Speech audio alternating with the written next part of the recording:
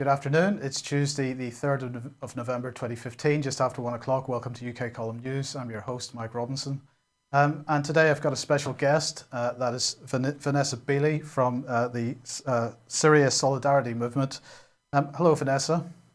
Hello, nice to meet If we just start off, give us a little bit of background about how you ended up working with campaigning in the Middle East and so on with the Syria Solidarity Movement and the other stuff that you've done. Well, basically, as I was explaining, I grew up in a household that was very Middle East centric. My father was always working in Middle Eastern affairs as a British diplomat. So my passion came from that. In the last 2 or 3 years, I've probably spent most of my time in the Middle East, including living in Gaza during the Israeli offensive in 2012 and again in 2013. That sort of dovetailed into my interest in Syria, and I got involved with a group that's been working on preventing intervention in Syria for some time now, and was elected to their steering committee earlier this year, and that's the Syria Solidarity Movement. And what are the aims of that organisation then? Fundamentally, we defend the self-determination of the Syrian people. So in other words, it is for the Syrian people to decide their future. It is certainly not for any foreign governments or any foreign proxy armies to go in and decide for them what their future should be. So clearly Syria, a massively manipulated situation at the moment, not just at the military or the government level, but also with NGOs and other similar organisations. Absolutely. The NGO soft power complex, which we'll go into more detail, for me is one of the most destructive global forces at the moment, probably even outstripping what we would consider to be lethal weapons or military force. These days, it's employed very much as an interface between civilians of a target nation and governmental or military or economic structures of the nation that is trying to harness any given nation's resources or undermine its geopolitical influence. One particular NGO that you've been highlighting recently is the White Helmets. Now this seems to be, on the face of it, a humanitarian organisation designed, they say, to basically help people get out of collapsed buildings or people that have been injured through the civil war in Syria. But you're suggesting that there's more to this than meets the eye? Absolutely. Certainly, when we see the high gloss marketing images and narratives that come out of Syria as a result of the statements or the testimony of the White Helmets, that led us to investigate. If we then look at the background of the White Helmets, which I will go into very briefly now, and we trace it back to their originators, we go back to basically a behavioral expert firm called Purpose, which is in New York, Manhattan. Their tagline is, "We move millions to remake the world." So this gives you an idea of the fact that they are a global initiative organizing and building powerful movements that can transform culture and influence policy. The co-founder of Purpose is a guy called Jeremy Hyman, who's a very high-flying Ivy League guy who is co-founder of both Purpose and Avaaz. Avaaz is part funded by convicted insider trader George Soros, and Purpose is also partnered by his Open Society Foundation. So these are the roots of the White Helmets. Purpose set up the Syria Civil Defense, aka the White Helmets, the Syria Campaign, Syrian Voices, Medics Under Fire, and various other offshoots. I mean, everywhere we look, not just in the Middle East, but if we go historically through the various Baltic revolutions and whatnot, we find the Open Society Foundations, institute as it was, foundations as it is now, and Soros money. So perhaps it's not a surprise that they're also in Syria. Well, certainly not. And even if we go back to one of the other very vociferous describers of the situation in Syria, which is HRW, Human Rights Watch. If we go back to 2010, oddly enough, the Soros foundations funded them to the tune of 100 million to allow them to expand their operations globally. So has Soros, or these organizations you've mentioned, have they funded White Helmets directly, or because I know they are funded amongst others by US aid? Yeah. Then if we go on to, because we have to always try and remember, we're sort of universally hypnotized into this belief in the integrity of these NGOs, and we follow blindly this ethic that they project, which is that they are non-governmental organizations, non-profit organizations. But if we look again at the funding of the White Helmets that were set up in March 2013 by a British mercenary by the name of James Le Mesurier in Istanbul, the initial seed funding was $300,000, which we know after a little bit of investigation, we believe came from the UK, the US, and the Syrian National Council, which is the main opposition party to the existing elected Syrian government. In 2013, they also received a further $13 million, we believe, again, from the same sources. But we always have to bear in mind that there is this very strong presence of George Soros behind pulling the strings, if you like, of their creators. But we also found out upon further digging that, yes, US aid, which we know to have a history of facilitating regime changes globally since probably going back as far as Vietnam, have given them $16 million in both equipment and funding. When we further investigated, because I don't know if you remember, but the Telegraph produced an article fairly recently in which they stated, even though they still expounded White Helmets as being this humanitarian NGO comprising of saviors and heroes, it was very clearly indicated that the UK government, in fact, the Foreign Office, is the majority funder of them. And when we look back to the government papers in March 2015, £3.5 million were committed to the Syria civil defence, with a further 10 million promised. Okay, well, I mean those are pretty huge quantities of money for an organisation that claims that what it's doing is putting on some white helmets, providing some emergency equipment, but very basic emergency equipment, and going and digging people out of rubble. What are they spending millions and millions of pounds on? Well, I mean, this is a very good question, because every single media report on them, again, always describing them as ordinary people, there's a very repetitive format behind their marketing and their publicity. And it's very cynical for someone like me that's come from a marketing background. It's very cynical, sort of heartstring tugging adjectives and emotive taglines that are used. You know, they are saviors, they are heroes, they are humanitarians. No life is less worthless than another. And it's made very clear that these people are bakers and doctors and students. They only receive a stipend. Again, that's a very clear message that is put across, that these guys are not paid for doing what they do. So we have to assume that this 40 million it's gone somewhere. And yes, we do have to start asking the question, one, where has this money gone that is obviously, or is apparently, not being given to the actual operatives, of which there are now about 2,700 within Syria itself, being trained in Turkey and Jordan, that are known rat runs as well for both weapons and equipment and terrorists into Syria. So we do have to start questioning where this money goes and how it is being spent. We know that US aid is providing, for instance, fire trucks and equipment and protective gear. But of course, that's on top of the money, is that correct? No, that's as part of it. They Right. supply, US aid supply, as far as I can understand, predominantly equipment.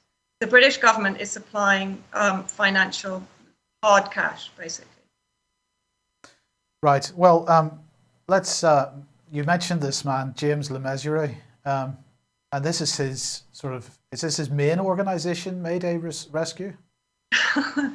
He's a multi-talented guy. I mean, we are talking somebody that has worked his way up the ranks of certainly the British intelligence agencies, if not the military agencies.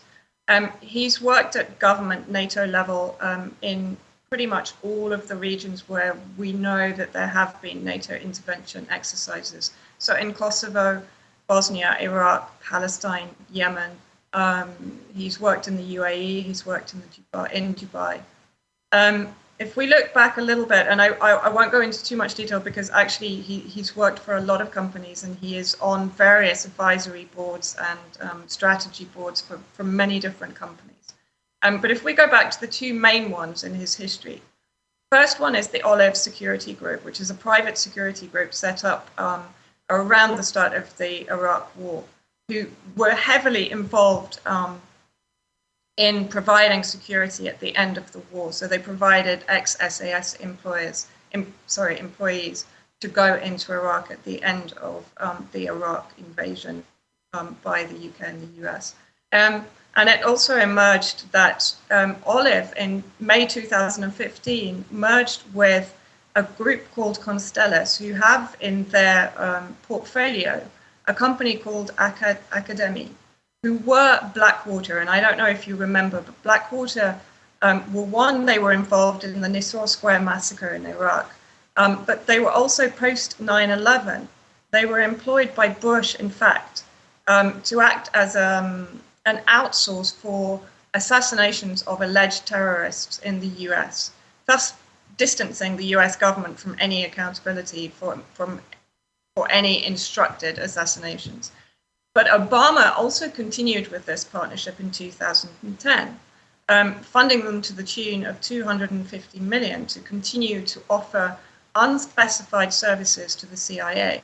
So although James LeMessurier joined this group in 2005, and I believe he left in 2008, it still gives a very good indication of the circles that he moved in or still moves in. He then went on to a company called Good Harbor International, where I believe he still is as a strategy director. He went there in 2009. Now, this company is run by Richard Clarke. Thank you, you put the image up. Who, as we know, is the ex-terror czar of George Bush, and an alleged 9/11 whistleblower. But in fact, the reality is that I believe he simply further propagated the Al-Qaeda bin Laden myth and distanced Rumsfeld and Bush from any sort of actual implication in the 9/11 incident itself. He basically allowed them to get away with the accusation of war crimes, which we know that they're never going to be prosecuted for. And moving on further, Richard Clarke is also now heavily involved with Rita Katz of the SITE intelligence firm that is based very close to the CIA headquarters. And we know that SITE Intelligence releases the media images and videos of the ISIS executions. So to some extent, Richard Clarke... Sorry, I don't want to let that one go past you. Just say that again. You're saying SITE Intelligence Group releases the videos of the ISIS beheadings and so on? If you watch the ISIS beheadings, many of them, possibly now, I think the site logo has disappeared from the videos. But when the videos are released, like for instance, if you look at the James Foley or the Stephen Sotloff, you'll see in the corner, the corner of the video, the site logo. And basically what they're saying they do is that they manage to procure these videos and they release them for general public viewing. Now, I mean, we can speculate as much as we like about how on earth SITE managed to get those videos before anybody else. But the fact is that, again, Rita Katz was given huge influence within the White House and with the CIA by Richard Clarke prior to 9/11 because in fact she and her partner then, or partner in business, Steve Emerson, were employed by Clark to basically flush out and to identify potential Islamic extremists or fanatics within the US. So their relationship has been running since before 9/11. We know that both of them had connections with the White House and the CIA. We know that, if you like, Richard Clarke's whistleblowing theatrics gave him a lot of immunity from any public scrutiny. In other words, it sort of portrayed him as the good guy, which gave him the carte blanche to move on. But our understanding that is he is still very much an asset, both of the White House and of the CIA. And as far as we're aware, James LeMessurier is still involved with this company. Both Olive Group and Good Harbor International are based in Dubai. Okay, well, I mean, one of the issues that has been a real problem from the beginning of the Syrian conflict has been whether any of the information coming out of Syria can be trusted or not. And one of the points that you're making in the articles that you've published on 21stcenturywire.com, Patrick Henningson's website, is you're giving this as an example. So here we've got two tweets, one from 2013, which is from the Monitor's editorial board Twitter account, or it's on their website at least. But then the White Helmets seem to have tweeted out the same image, and that looks like it's from 2015, and they're implying that this is something that has only just happened. So again, why would a humanitarian organization that's there to dig people out of rubble be republishing photographs from 2 years previously? Absolutely. And you know, this is something that we see all the time, this sort of recycling of photographs, or even we do honestly believe that there is a degree of fakery that's going on there. But I think the most telling one recently was when Russia got involved in Syria. And I don't know if you remember, but there was a huge furor at the time that the first bombs had hit civilians. Now, luckily, the Russian media, RT, Sputnik, picked up on this very quickly, that in fact the White Helmets had posted a photograph on Twitter that not only did they post in advance of the Russian bombing, so before the bombs had even fallen, they were claiming that there were civilian targets, but they had also recycled a previous photograph of a White Helmet operative holding a young girl. So almost immediately, they sort of almost undermined their own propaganda. I believe in one of the articles, there's another photograph that I'd picked up on where they claimed that they had, as part of their impartiality image, they claimed that they had rescued a Syrian army soldier from the rubble.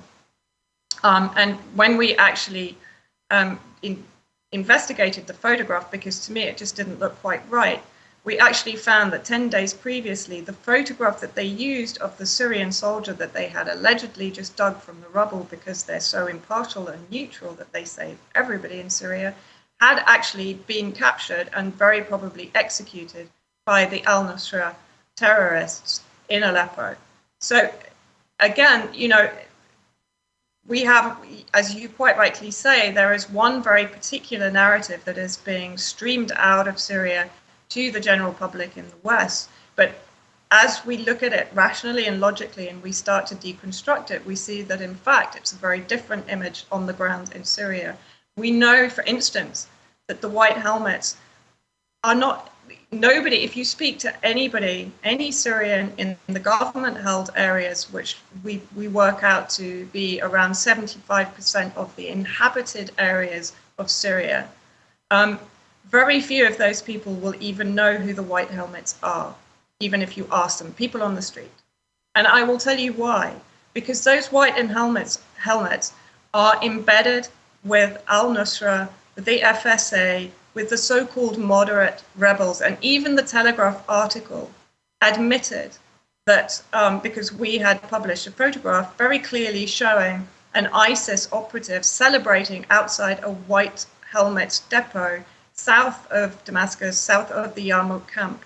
And the Telegraph actually admitted that, yes, the White Helmets are embedded with some ISIS strongholds.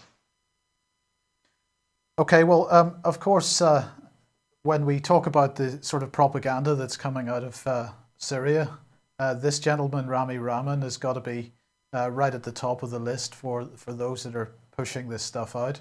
And this photograph which you included in your articles is quite famous. It's of him leaving the Foreign Office after meeting William Hague in 2011. Yeah. I mean, the question that has to be asked is what is this man? Is he just a guy with a bunch of contacts over Skype, gathering statistics and pushing them out? Is he operating on the behalf of one or more governments? Is he perhaps, I mean, another alternative is that he is actually laundering intelligence, as it were, so he's receiving information from intelligence services and giving it the air of being independently gathered because he's viewed as a civilian. So, I mean, what's your take on this man? Is he being funded, or is he just doing this for out of his best intentions? Well, I mean, our understanding of it is he's definitely EU funded. He definitely has British Foreign Office affiliation. We know this. He's an ex-convict, Osama Ali Suleiman, who uses the media stage name of Rami Abdul Rahman. We know, I don't know if you'd actually seen the RT documentary where they tried to pin him down and talk to him, which I think was probably one of the best documentaries to expose him for what he is. Yes. It's, as you say, either somebody that is deliberately providing or is being obscurantist over this and providing information that deliberately misleads. I mean, his figures, I have to say, are sort of all over the place. I mean, if we look at the barrel bomb figures, they are incredibly inaccurate. I think between January and June of this year, he claimed something like 10,400 barrel bombs were dropped. Now, bearing in mind that the helicopters in theory can carry maximum 2 barrel bombs on each flight, you're talking 5,100 barrel bombs would have been dropped in a period of 6 months. And the number of flights, probably over 50, well, up to 50 flights a day would be needed to do this. So once you start to sort of deconstruct the information that is being put out there, you start to realize that it's logistically infeasible. It's impossible. So, bearing all this in mind, and bearing in mind the connections of various people that are behind this organization, what is it actually doing at the end of the day? What is the bottom line here? Well, I mean, as we said in the beginning, these days, as I said, I call them the weapons of mass disinformation. And these NGO and so-called humanitarian organizations are acting as an interface between the civilians, or a bridge between the civilians and the military or the economic or the governmental structures that are attempting either regime change or economic infiltration of a country, or simply to influence its or to reduce its geopolitical influence. And when we look at the propaganda that the White Helmets are producing, which is then streamed by the likes of Avaz, so then we go back to its roots, we go back to the purpose marketing arm, we go back to Avaz, which we know is if you like, I sort of call it the empire mouthpiece, or the public opinion barometer. Because what Avaz will then do is to produce a petition, which will then be demanding, based on the White Helmet testimony, a no-fly zone, for example, in Syria, which we know from history in both Iraq and Libya can only result in untold misery for civilians, potential genocide as it was in Iraq, and certainly a failed state as it now is in Libya.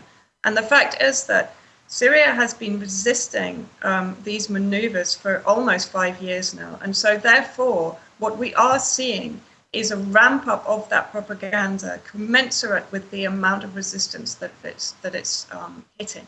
And I would just like to talk about back to the white helmets for a moment, because again, I want to deconstruct this image that they have created in people's minds. And I know that it's worked extremely well. I mean, people are even suggesting they should be given the Nobel Peace Prize.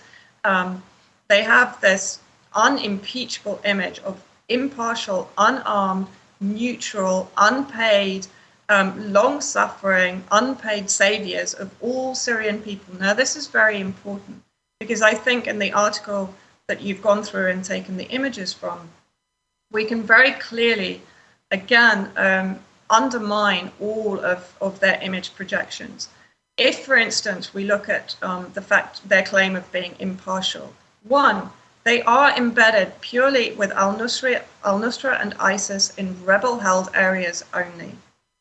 If they are neutral and impartial, why do they only ever talk about the Assad barrel bombs as being the most destructive element in the conflict in Syria? In fact, if you listen to James Le Mesurier or Farouk Al-Habib, who's another one of the leaders and one of the spokespeople that frequently has just been speaking at the Frontline Club in the UK, we hear that it's equivalent to a Richter 7 earthquake. It can destroy 10 buildings in one fell swoop. We have to sort of say, first of all, I'll come back to the barrel bombs, but first of all, for instance, in Aleppo, where the Syrian Arab army is marooned in the center of Aleppo on the Acropolis Hill in the old citadel, surrounded by encampments of rebel insurgents, rebel in inverted commas. The size of Aleppo city has been reduced to 1/5 of its original size because the civilians have fled fundamentally to safe areas away from the rebel insurgents. And the most destructive element towards civilians in Aleppo are the rebel hell cannon that fire barrels of nails and axes. It's quite possible that they can put chemical weapons inside those barrels and fire them indiscriminately into civilian areas. That's an example of one there. Absolutely, yeah. Yes. And I believe there is a photograph of them actually packing explosives into the gas canisters. So they will use any form of plumbing, gas canister, heating pipes, and they will basically pack it full with high explosives, nails. I'm not entirely convinced that they don't use chlorine and pack it in as well, because they've taken control of many of the chemical factories in Aleppo. And we know now via Turkish intelligence that, in fact, Turkey has been supplying the ingredients to the rebels to produce chemical weapons for some time now. But then you also have the terrorist snipers. You have them digging tunnels underneath the old citadel to try and lay explosives to either distract the Syrian Arab army to draw them out and into sniper fire, or to even dig the tunnels as far as the Syrian Arab army stronghold in order to detonate it and to try and destroy it. So none of this is discussed, despite the fact that these white helmets are supposedly in Aleppo to help all Syrian people. And yet, in reality, who they do help are basically al-Nusra and ISIS terrorists. If we then move on to the fact that, again, they call themselves impartial, we have footage, video footage of them describing the Syrian Arab army as dogs, throwing their bodies, having stolen their boots before they did so, throwing their bodies unceremoniously onto the back of a truck, and then being filmed, stood in their white helmet uniforms, driving away, stood on the bodies, flicking the the victory sign as they're driven off.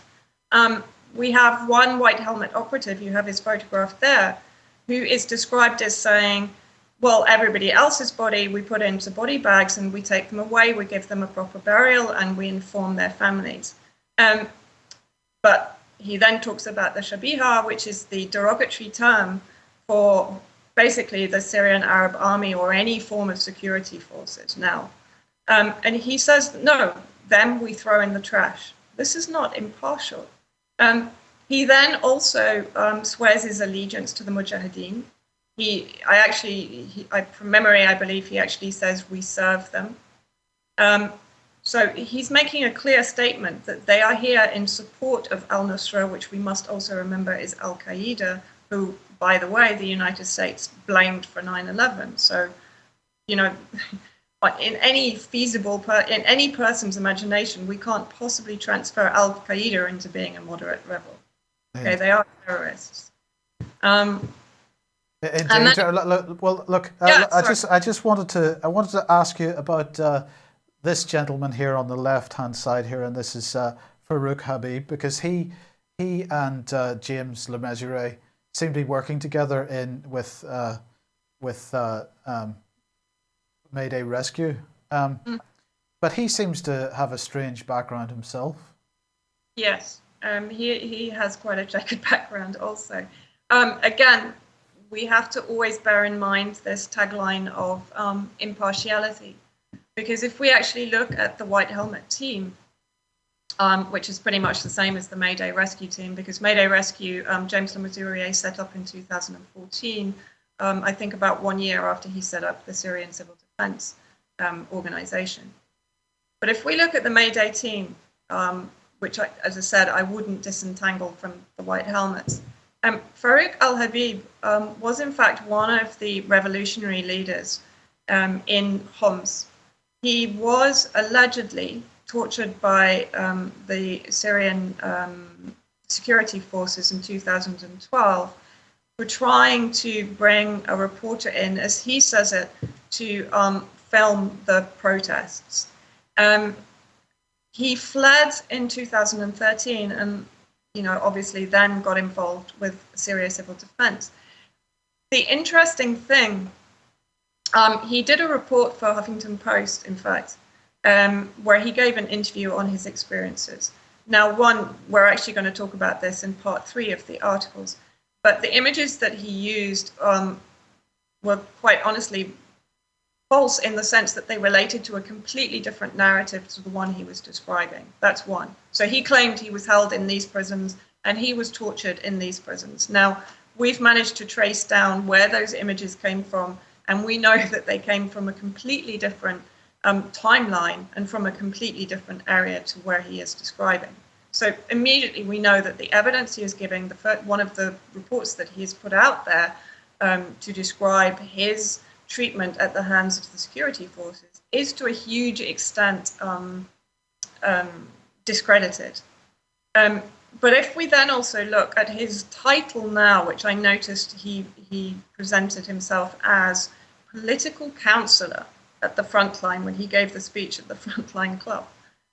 Again, I would question, why on earth does an impartial, neutral, non-government funded organization like the White Helmets need a political counselor, or even Mayday, which is still another urban search and rescue NGO? Why do they need a political counselor? Why has he given himself this title? So I think what we're trying to say is, whenever we look at this, we have to question ourselves, how on earth can an NGO that is fundamentally being financed by those very powers, the UK, the US, and the Syrian opposition, that are hell-bent on regime change, that are profiting from the demonization of Assad and his army? And to a huge extent, if you're talking about the Syrian Arab army, you're talking about the Syrian people. So we absolutely have to suspend disbelief and say, well, it is not possible that these people are going to be impartial. They are being funded to be partial, biased, prejudiced. And not what they seem. Look, Vanessa, we're beginning to run out of time. So what I'd like to do is I'm just going to summarize this, and you can comment on this just when we've run through these things. So what we've got in the center here is the White Helmets, funded, it seems, by US aid, the Foreign Office of the UK, and obviously and also Soros as well. We've got James Le Mesurier, who's the founder, who also founded Mayday Rescue, which seems like a sister organisation, and it's also funded by the UK government. And of course, James Le Mesurier worked for Olive Group. Olive Group is a private security firm merged with Constellus. Constellus owns at least some part of Blackwater, which, as we have said, you may say is, or one may say, is a CIA front organisation. But we've also got James Le Mesurier working with Good Harbour International, possibly still working with them, and them, of course, that being another security company, which through their chairman Richard Clarke is linked to Site Intelligence Group through Rita Katz. And of course, they have connections to the White House, to the Department of Homeland Security, Department of Justice, and possibly also Israeli intelligence. And we have, of course, let's not forget, as we've just mentioned, Mayday Rescue has on its staff Farouk Habib, founder member, as you say, of the Homs Revolutionary Council. He apparently fled to Turkey in 2013. But we should also note that, of course, the CIA have also been linked to nearly all the revolutionary councils in Syria. So really, it's a bit of a nest of vipers, and certainly is not what it appears to be. Is that a fair assessment? It's a very fair assessment, yes. Yeah, I would say so. Okay. Well, look, thanks for that. Look, just one thing before we go, because you said you wanted to mention Yemen. And so, I mean, if we can be reasonably brief about this, we'll do a follow-up on this in the coming week or so, if you're willing to do that. Yeah. But I mean, obviously, we can't take events in the Middle East as being separate, totally separate events. There is a geopolitical policy, perhaps is the right word, at work here, and we're seeing the same types of events happening in Yemen that have happened in other countries in the Middle East. What was it that you were particularly concerned about here? Well, I think there are two things, and I'll try and run through them as quickly as I possibly can. I will be producing an article covering all of this. Basically, the first thing is that there does appear to have been a revelation of the fact that the UN is proving itself not neutral in Yemen, in the sense that Ansarullah, or the Yemeni National Security, has recently, in the last 2 weeks, and it's not been produced, it's not been talked about or reported in the mainstream media yet, they have arrested two operatives. Try and remember the names. I think it's John Heyman and Mark McAllister. I could have got those wrong. I've got the surnames right.